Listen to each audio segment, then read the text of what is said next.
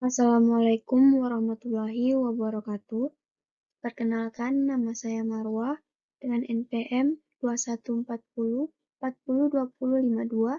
dari Lokal B2, jurusan Ekonomi Pembangunan, Fakultas Ekonomi, Universitas Borneo Tarakan.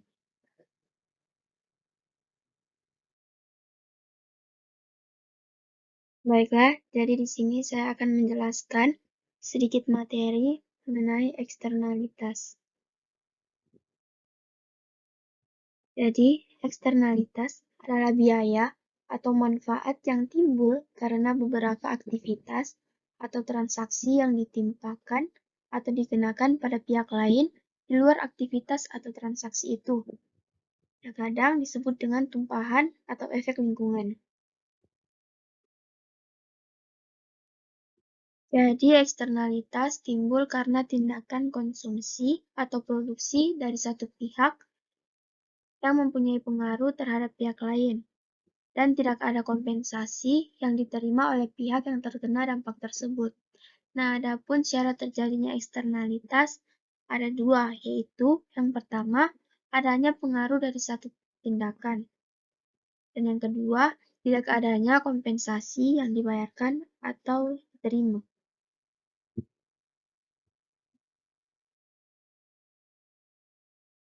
Selanjutnya, dampak eksternalitas. Nah, dampak dari eksternalitas ini terbagi menjadi dua, yaitu ada dampak positif dan ada dampak negatif. Nah, dampak positif adalah apabila dampak dari suatu tindakan terhadap orang lain yang tidak memberikan kompensasi keuntungan.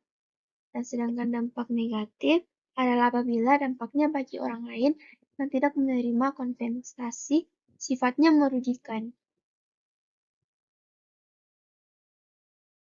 Nah, adapun faktor-faktor penyebab eksternalitas yaitu yang pertama, keberadaan barang publik.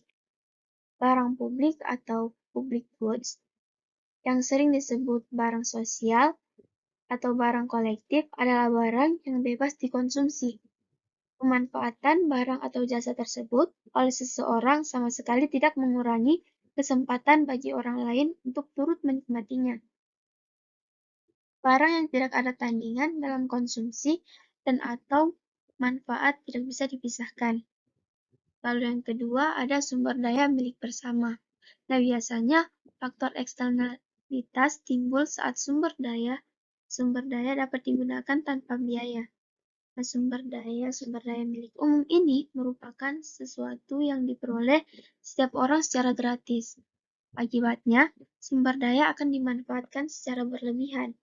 Air dan udara merupakan dua contoh paling umum dari tipe sumber daya ini. Selanjutnya ada solusi untuk mengatasi eksternalitas. Nah, yang pertama ada dengan regulasi atau peraturan.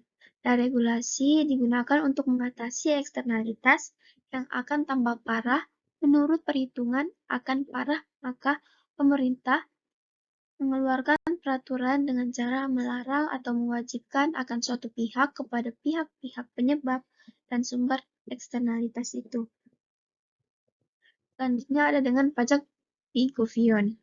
Dan pemerintah dapat melakukan kebijakan dengan pendekatan pasar, yaitu pemerintah akan memberikan intensif yang besar kepada perusahaan yang memberikan eksternalitas positif dan mengenakan pajak yang besar kepada perusahaan yang eksternalitasnya negatif, lebih besar. Selanjutnya ada pendekatan sosial. Nah, pendekatan ini tidak melibatkan pemerintah, akan tetapi perusahaanlah yang lebih aktif memberikan bantuan kepada masyarakat sekitarnya atas pertimbangan akan adanya kerugian masyarakat karena beroperasinya perusahaan mereka. Baiklah, itu tadi penjelasan singkat dari saya mengenai materi eksternalitas. Kurang dan lebihnya mohon dimaafkan. Wabillahi taufiq wal hidayah. Wassalamualaikum warahmatullahi wabarakatuh.